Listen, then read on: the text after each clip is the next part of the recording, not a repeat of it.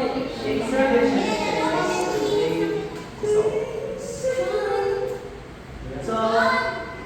first 2 weeks na to initial. 2 weeks initial. Third, first 2 weeks, 4th week, second, third, fourth.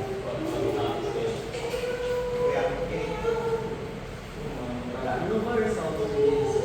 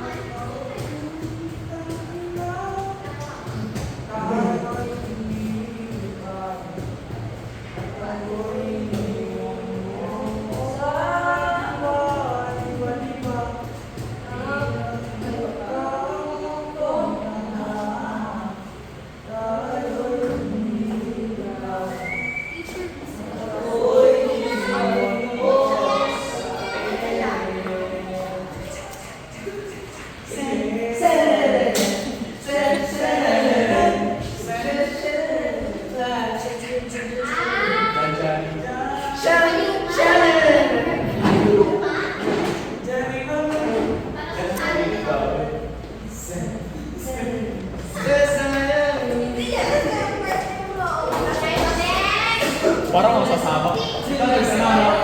Kung wala Kita ka sa Jujutsu Kaisen. Kita taga Ay, Jujutsu Kaisen sa ano? Kid Avengers. Kung wala kang talo. Ay, talaga guys. Let's go, let's go!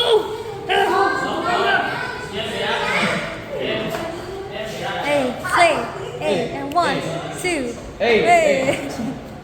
Introduce yourself.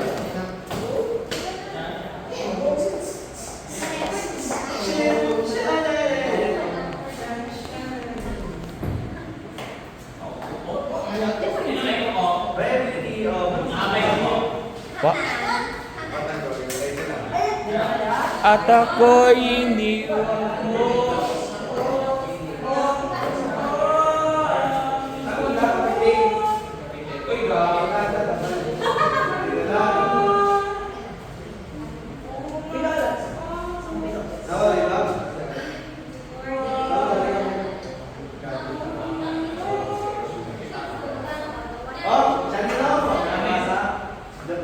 Gawin sa ako ba?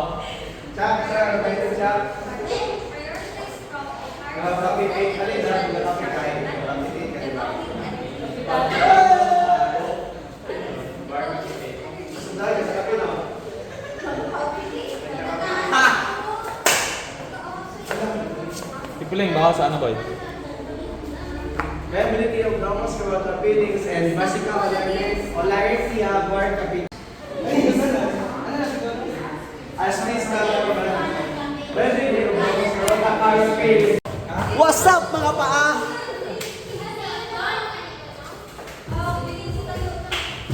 Alat na! What's up mga Hi guys, so for today's video, we're going to Video! So for today's video,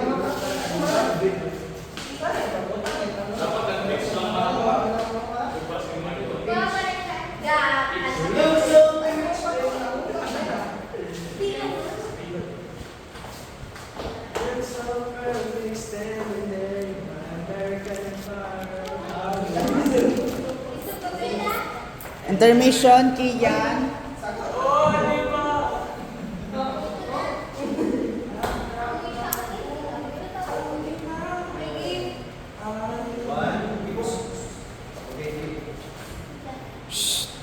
Start na.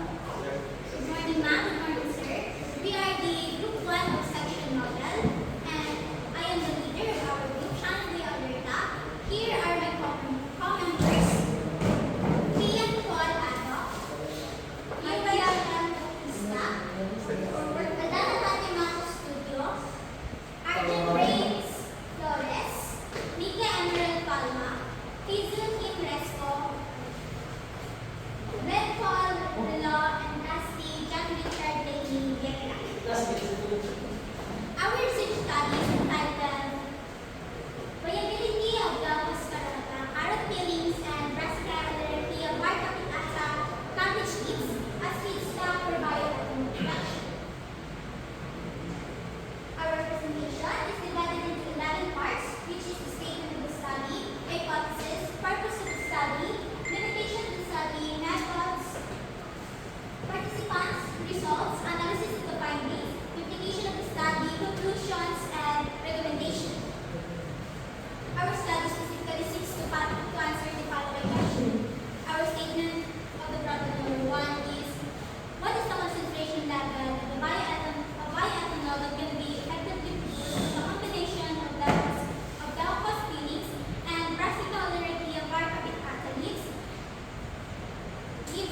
varying proportions.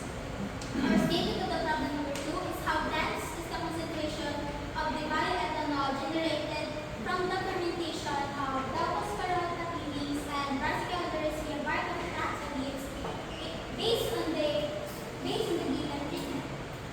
And lastly, our statement of the problem number 1. And number 3 is there significant difference in ethanol yield among different treatment preparations? Among different treatment preparations used in the fermentation process in terms of concentration level and concentration density. Now let us move on to hypothesis. We have two hypotheses. Hypothesis 1 is there is no significant difference in ethanol yield among different treatment preparations used in the fermentation process in terms of concentration level. And our hypothesis number 2 is there is no significant difference in ethanol yield among different treatment preparations used in the fermentation process in terms of concentration density. Now let's move on to the purpose of this study. So the main purpose of this study is to investigate the viability of Davos Carota carrot peeling and Brassica odoraceae bark of cabbage leaf as feedstock for bioethanol production. Determine the concentration level and concentration density of Davos Carota carrot and Brassica odoraceae bark of cabbage as feedstock to produce bioethanol. Limitation to design. Limitation to generally stability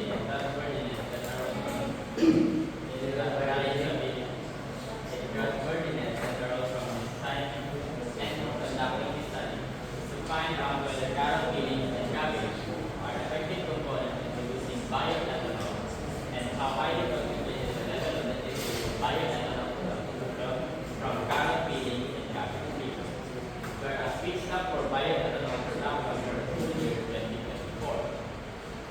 This study investigated whether carrots and cabbage contain bioethanol or not. In a plan, the researchers harvested the carrots and cabbage utilized to produce bioethanol. The researchers used hydrometer to determine the concentration, density, and how much bioethanol was produced. This study was confirmed in person by the researchers themselves. The findings will be obtained using the observation techniques. Research design. This study is a randomized design designed to allocate treatments to experimental units. The participants in the study were the researchers themselves who observed bioethanol in the laboratory.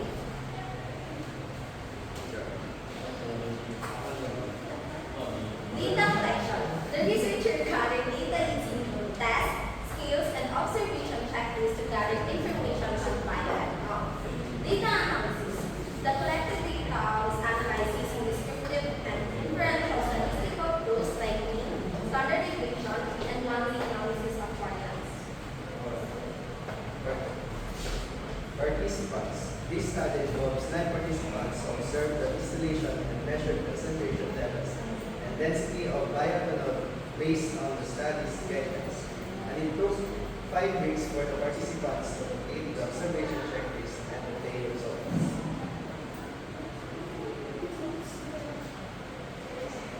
The concentration level of Davos Carota carrot peelings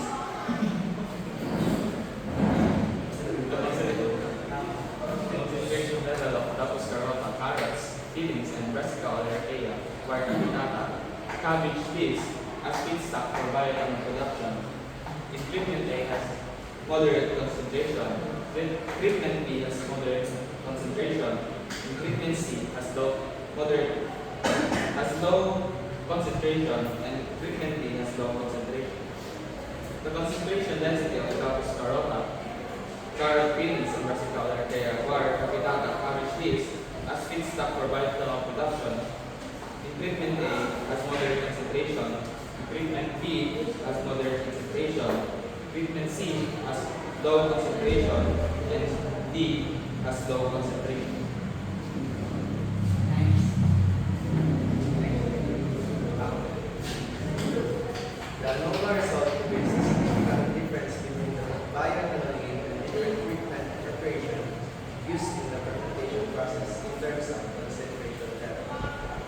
The ANOVA result reveals a significant difference between the bioethanol yield among different preparations used in the fermentation process in terms of concentration density. Analysis of the findings SOP1 showed that the resultant concentration level of current peelings in cabbage juice as feedstock for bioethanol production among all treatments is moderately concentrated, but among all treatments, treatment A and treatment B has the highest concentration levels with a total of 1.33 and 0 as concentration.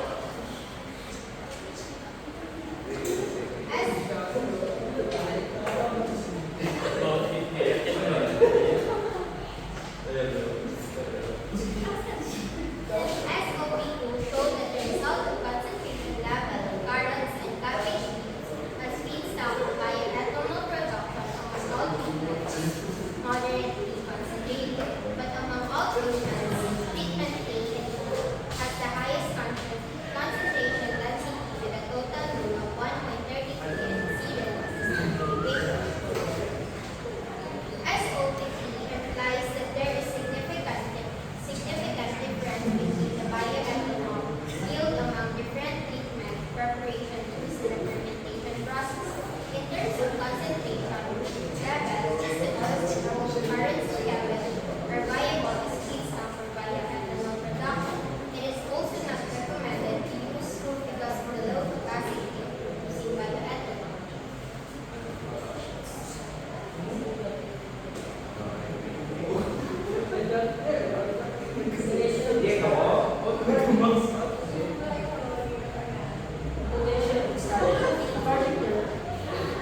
Hindi ba yan? Hindi. According to the result, the carrot and cabbage biomass can be used as feedstock to produce bioethanol.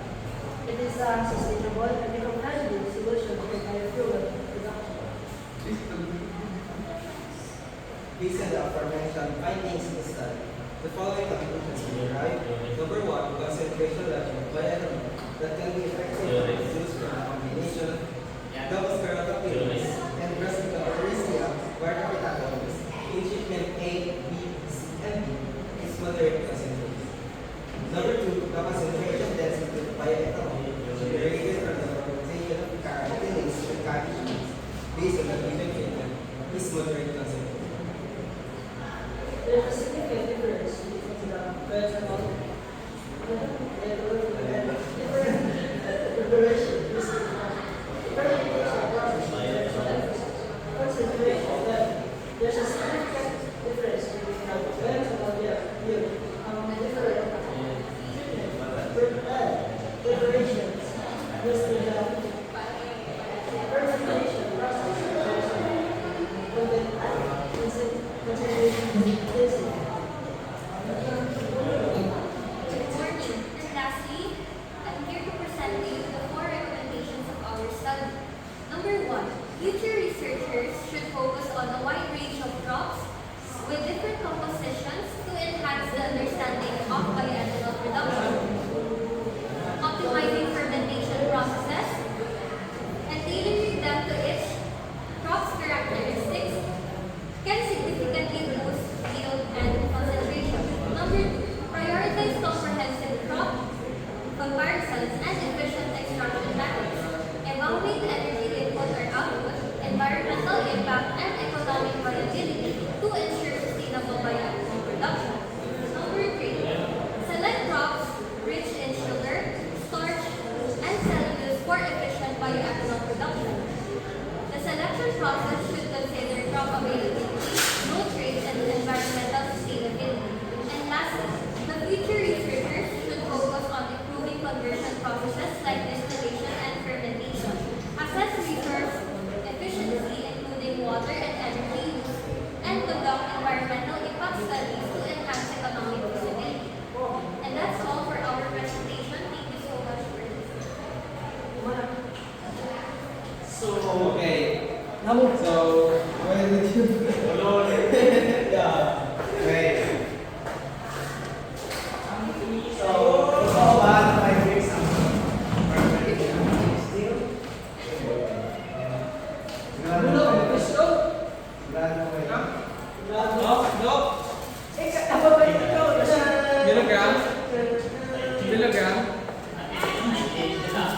Hey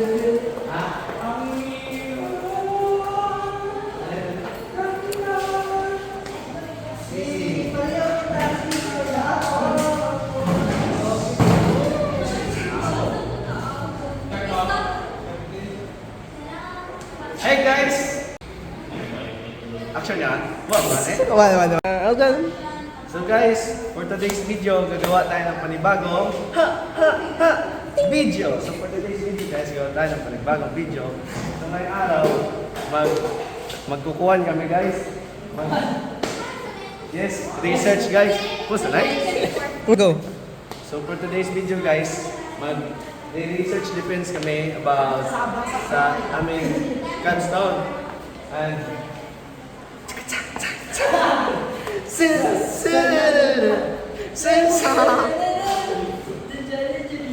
Astig ka puti, tapos ayun, hindi ka ha. ayun, nakanta ang tag na. Wait lang, report ka mo. Lumal.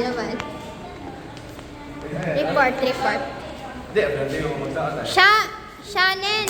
Yay! Smile! Smile. I'm better when I'm dancing. Ang galing mo.